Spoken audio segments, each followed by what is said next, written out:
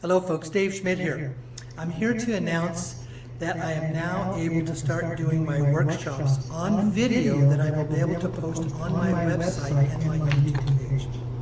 I've been doing these programs now for a little over 5 years, and I've been doing the workshops for about 4.5 years. Over this period of time, simply by word of mouth, my newsletter list has grown to be just under 18,000 names on it. Obviously not all of those are very active, but what I get about 6,000 to 8,000 people every week that actually listen to the program or read the newsletters.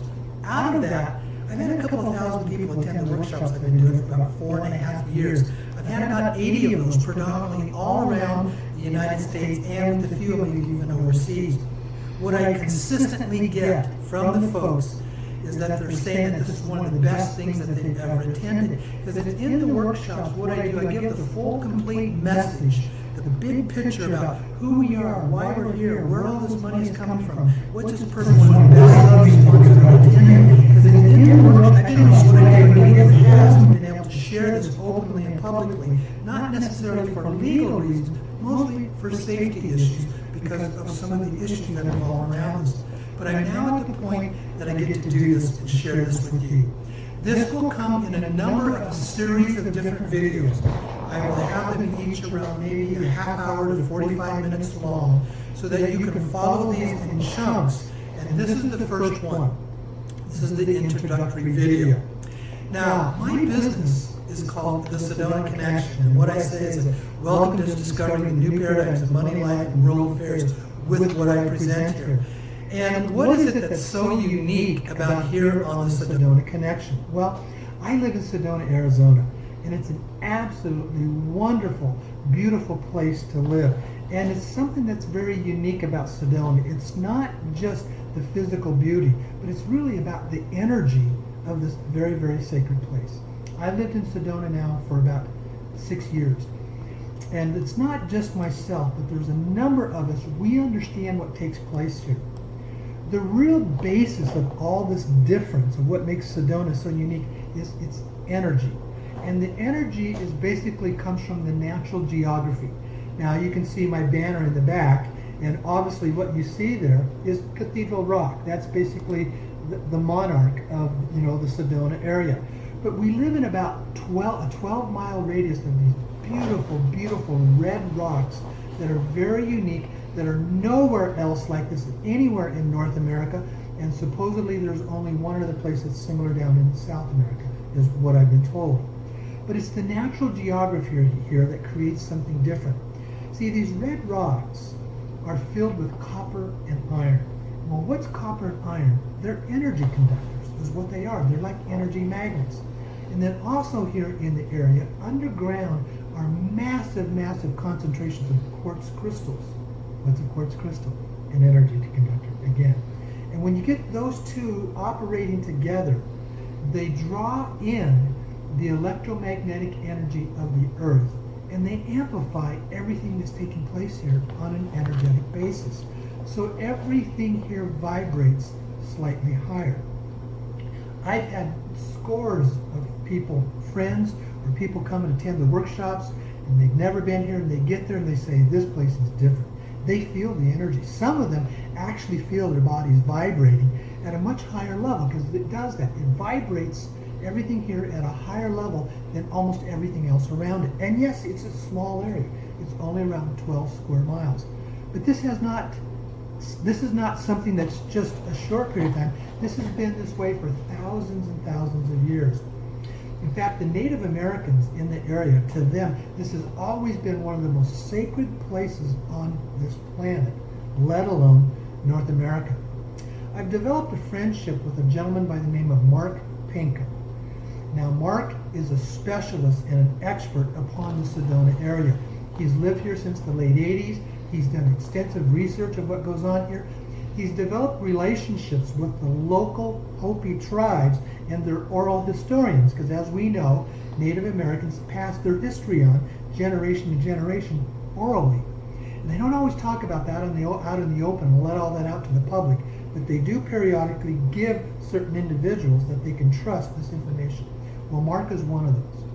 Mark has written a book called Sedona, City of the Star People, and about the history of this area that goes back over 25,000 years.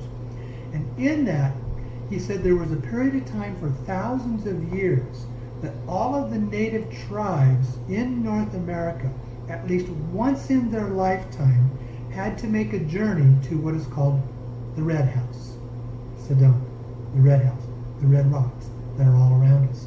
And it was like a Mecca journey for them. Because all the tribes in North America treated this place as a very, very sacred place. And it was so sacred, they would not live here. They had such a deep respect for it. There was always a group of caretakers, maybe around 40 or 50, that lived here, and they would be basically those that would welcome the tribes when they came in. They were the hosts. They were the ones that would help them through the area. And they would come and they would stay here from anywhere from 3 weeks up to 3 and 4 months and take in the energy of this wonderful, beautiful place. It's a healing center as well, and it's known for that. And that's why it's not a coincidence that Sedona has basically been one of the strongest metaphysical healing centers anywhere on this planet. It's a wonderful place. It was something that I was drawn to. It pulled me into this place to be here. I love being here. This is my home. I don't need to go into all the extensions of other things I could share about it, but also those of us that are here and some of the friends that I work with, we know what's coming as well. As we're moving into this new age and this new era, and these funds are going to be released, Sedona will continue its extension as a healing center. We have plans on bringing in all of the new prototypes, all of the examples, all the new types of healing apparatuses and healing modalities that are available, whether they would be metaphysical and spiritual-based healings and energy-based healings, or even the new physical-based healing modalities that will be available to us. We're here to bring those to us. Okay. Now I need to take just a break here. Let me see what happened here on that. I needed my laptop. The video had gone out, so I just had to make sure everything was okay. But we're doing good. So Sedona is a wonderful place. I always have workshops here about once every 3 or 4 months, and you're always invited to come here, and you would begin to experience the uniqueness of this place if you haven't been here. So that's why I call myself the Business of the Sedona Connection. And there's this great quote that we have that comes out of the New York Times, and it basically says that God created the Grand Canyon, but he lives in Sedona. Now what I want to share with you is a short video. This is about a 2-minute video that's put out by the Sedona Chamber of Commerce. So enjoy this video, folks. You are so beautiful and so majestical. There is no one quite like you. So many different ways you find capture a heart like mine. I'm loving this adventure with you. I wanna stay like this forever, underneath your never-ending sky. Just you and me together. This is peace, this is love, this is life. Climbing on your rocks and stones, hanging on your mountain tops. This love no one can define. Please don't mind if I stir, swimming in your river. I can't get you off of my mind. I wanna stay like this forever, underneath your never-ending sky. Just you and me together. This is peace, this is love, this is life. This is peace, this is love, this is life. This is peace, this is love, this is life.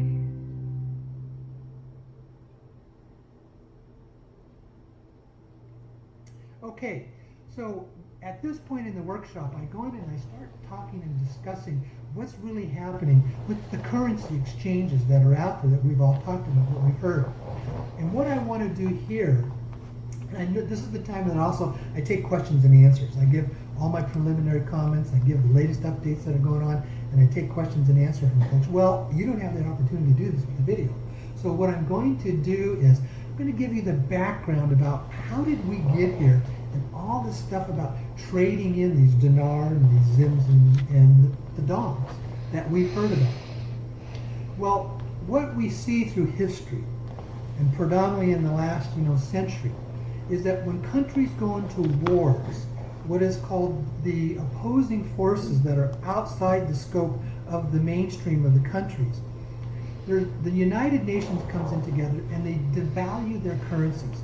Now that happened to both Japan and Germany in World War II. Their currencies were no longer tradable on the open foreign exchange market because basically the organizations totally devalued them.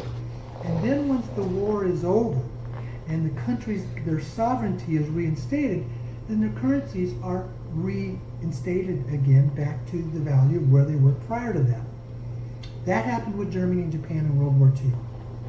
Then in 1989 and 90, we had what was called the First Persian Gulf War. And that's when Saddam Hussein of Iraq had gone in and attacked and basically took over the country of Kuwait. Totally took over the country. Kuwait lost its sovereignty.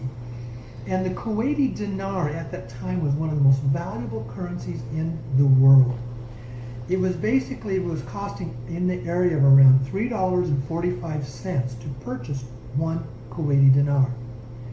So Saddam went in, raided all the banks in Kuwait, took all the Kuwaiti dinar, and he was going to use that money to basically purchase more guns, tanks, ammunition, and etc. for his warring effort.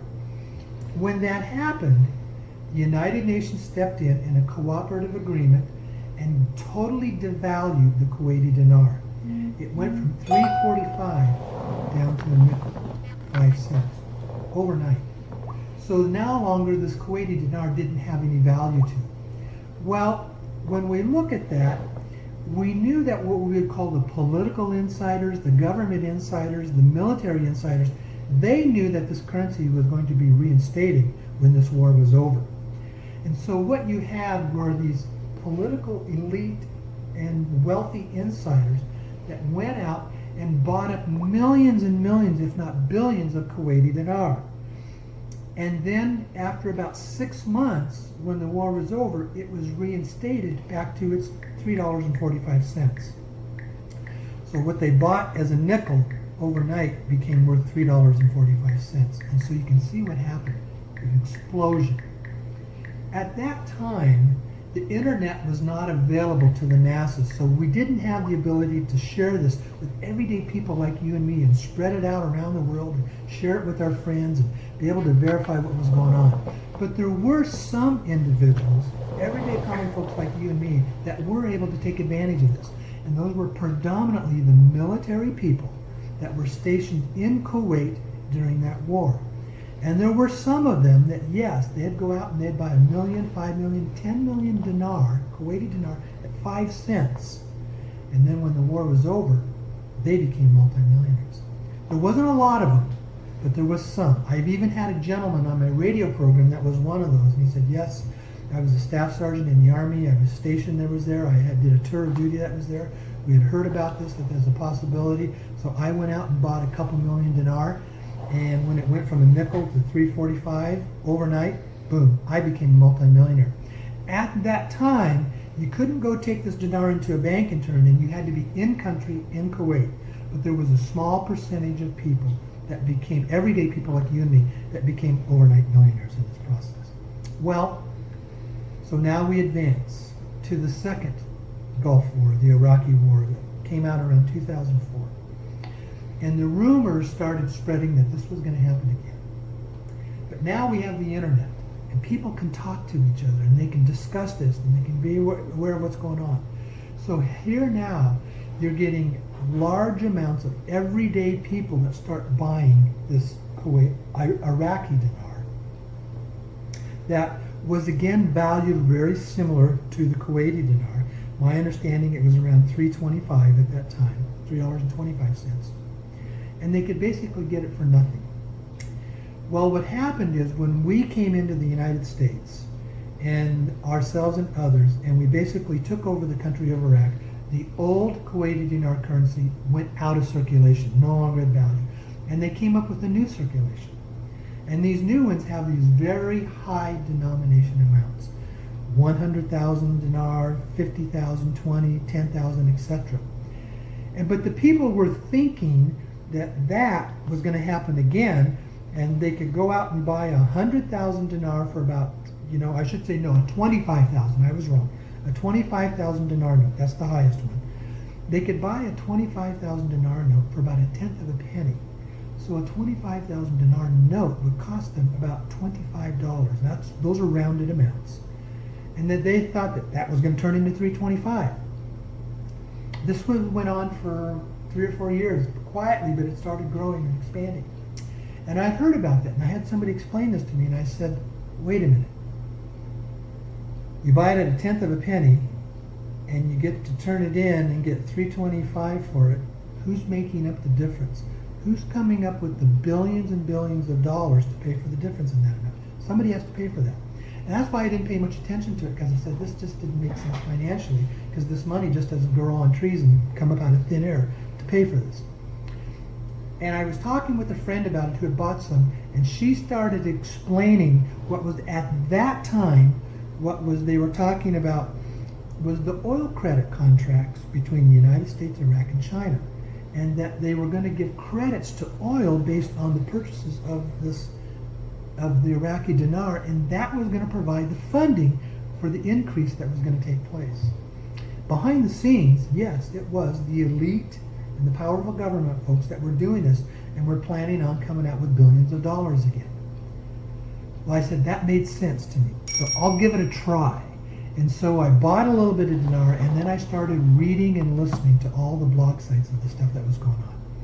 At that time, the rates were still reasonable, because they were saying, yes, it was going to be about 325 to 340, somewhere in there roughly, is what its value was going to be. Then all of a sudden, they started reporting it was going to be $5, $10, $20, and it went all the way up to $36 per dinar. I said, this is crazy. This is crazy. That kind of money is not realistic. It's out. Well, at this point in time, I had been into this about, probably about 5 or 6 months. And I had some friends that were involved in the whole process here. I want to shift this just a little bit to balance this out. Oh, there we go. Let's go back to there, okay? And I had some friends that were involved in this for just a little bit. And this one article came out that talked about the banking process and how people were going to get paid and what was going to take place. Well, I had a background in banking and finance. And I said, this is crazy. The banks don't operate this way. That's not how they do this. And I had about 30 friends that I was communicating with in Sedona that had purchased some dinar, and we were basically communicating with each other, keeping each other up to breast of what was developing and going on. And I felt inspired to sit down and basically write a letter to them saying, this is crazy. It doesn't work this way, folks. This is not what really goes on. And as I sat down and started writing this letter, it really was one of those very deep inspirational moments where I felt like the information was just being downloaded to me. And I just started writing as the flow was coming to me. And after writing it and going through it a number of times and editing and re-editing it all, I ended up with basically what was about a 12-page letter that turned out to be an article. All I did was send it to my 30 friends. And the next thing I know, one of them, and I still don't know who it is today, put it out and had it posted on 2 of the primary dinar blog sites.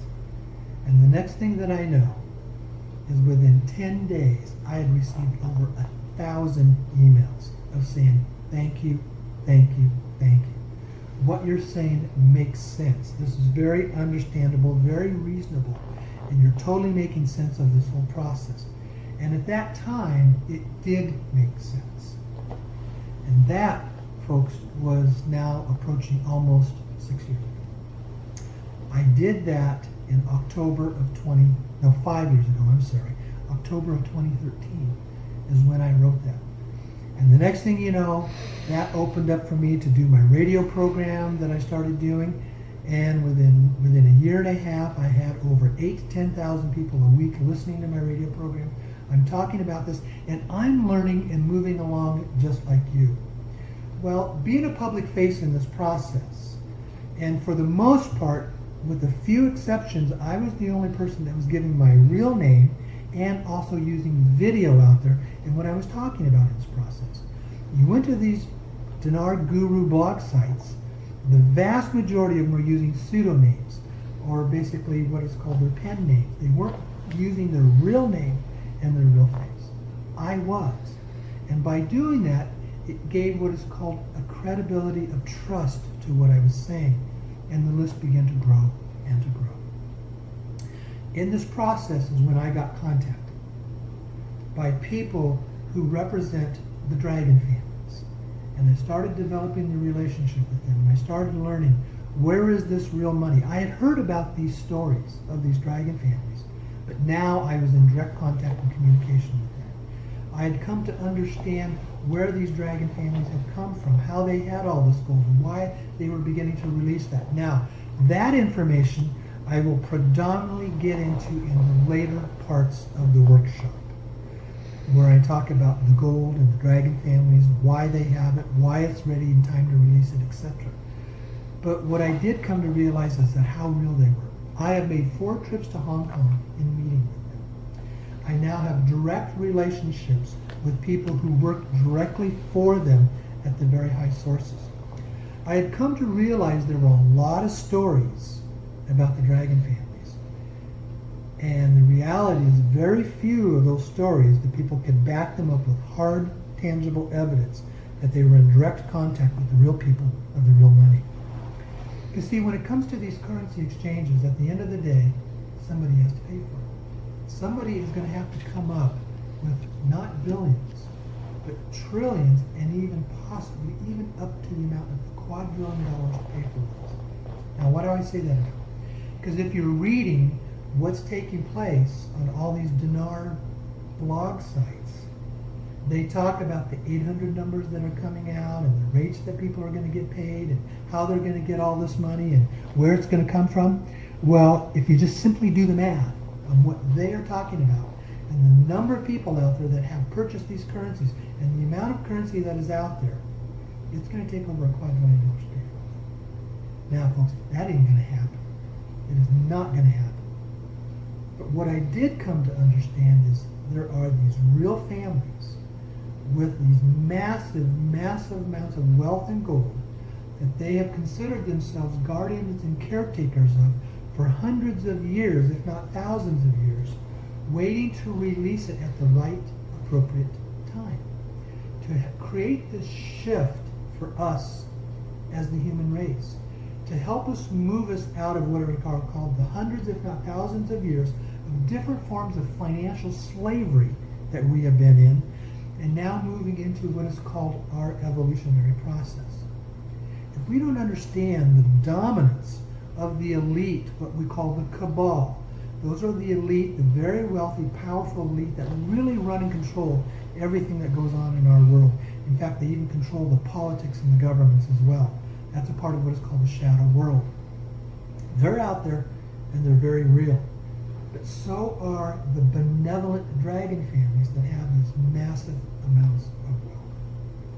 And it's time. It's time to go through this shift and change. I don't know all the details, and there's only so much that they're going to share with me because some of this is very private. And this currency exchange is not just a simple process. Yes, there are the families that have this massive amount of wealth, and I have met face to face with the gentleman who is directly related to the one they call the Papa, the grandfather, the head of the dragon families. And he has told me face to face, and he says, I have had direct meetings with the CEO of a very, very large bank in Hong Kong, and they have told us that we have more money in their bank than anybody in the world. And it's been talked about by other sources, and it's now starting to come out as well, that they have in the areas bank accounts that have 40, 50, and 60 zeros in them, folks. Try to wrap your head around that. They have that. And it's been confirmed by other sources as well, not just me. There's a timing in releasing all this money. And this is the time that we're ready for this shift and change that's taking place for us now. Excuse me here just a minute. I need to just do a little shift there and change. Okay, folks, that's the end of part 1 on the workshop and the information that I'm going to be sharing. And what you see there is the background and the history and how all this came about and how I got involved in this and the background and the history of the dragon families that have all this money. Now, part 2 will be a continuation of what I just said there, and we get into why it's coming. I mean, how did we get into this position of what we call about what I call what is hundreds if not thousands of years of financial slavery as a humanity, as a human race, and the timing of the shift that is taking place. That's basically going to be the stuff that's in part 2.